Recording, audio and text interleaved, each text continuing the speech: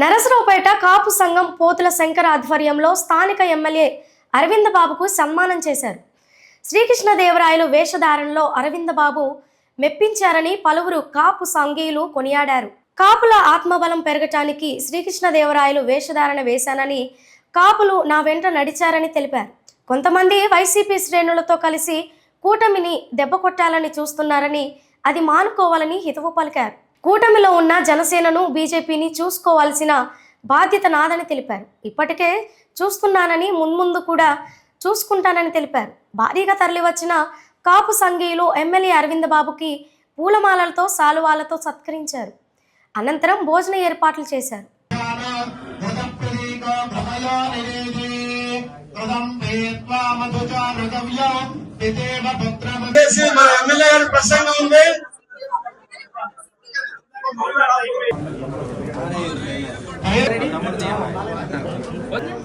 వాళ్ళ గతంలో మీకు అర్జీ ఇచ్చున్నారు. దయచేసి వాళ్ళకి అలాగే సాయి గారు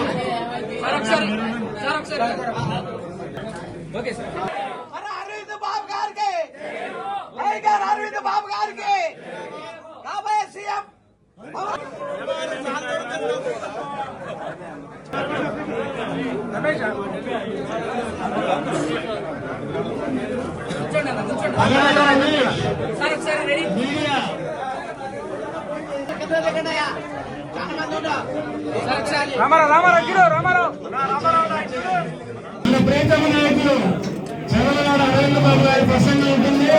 చంద్రబాబు నాయుడు గారి కష్టంతో, పవన్ కళ్యాణ్ గారి పట్టుదలతోటి, నరేంద్ర మోడీ గారి ఆశీస్సులతోటి మన ఉమ్మడి కుటుంబం ఏర్పాటు చేసుకున్నాం.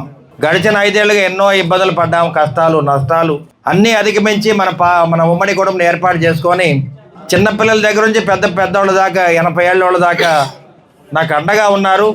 5 ఏళ్ళు కూడా ఎన్నో కేసులు పెట్టించుకొని మరి వీపులు దెబ్బలతో కూడా మరి కాస ఆంజనేయ బాబా లాంటి వాళ్ళు 2019, 2024లో కూడా మరి ఆయన మీద కేసులు పెట్టడం జరిగింది. దాడులు కూడా చేయడం జరిగింది.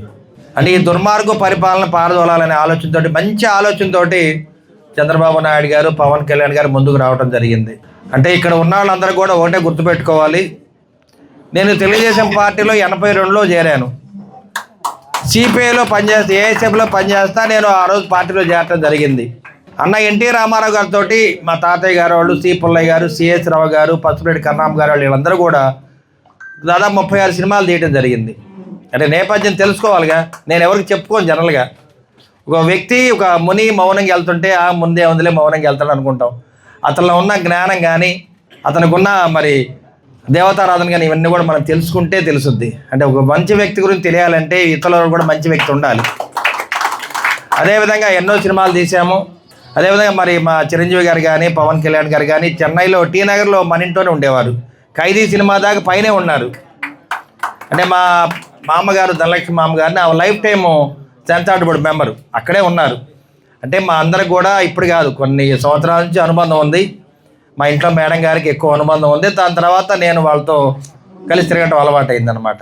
ఇప్పుడు మా ఆంజనేయ బాబాయ్కి, కాస ఆంజనేయ బాబాయ్కి మార్కెట్ యార్డ్ వైస్ చైర్మన్ ఇచ్చాను. చాలామంది అడిగారు ఆయనకి ఎందుకు ఇచ్చారని. ఆంజనేయ బాబాయ్ చేసిన పోరాటం కానీ, త్యాగాలు కానీ మీ అందరికీ తెలుసు. 2019లో నేను ఆయన కూడా దెబ్బలు తిన్నాం బాగా పోరాటంలో. 2024లో కూడా అదే విధంగా జరిగింది.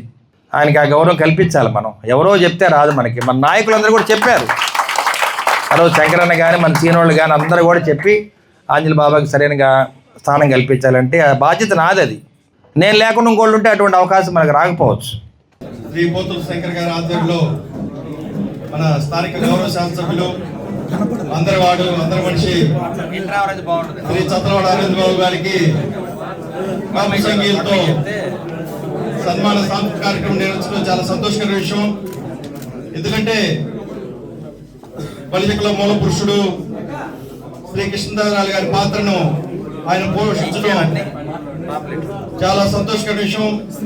వేరే ఎవరు పోషించిన ఈ పాత్రని అంతటి తృప్తి, ఆనందం మనకు కలిగేది కాదు.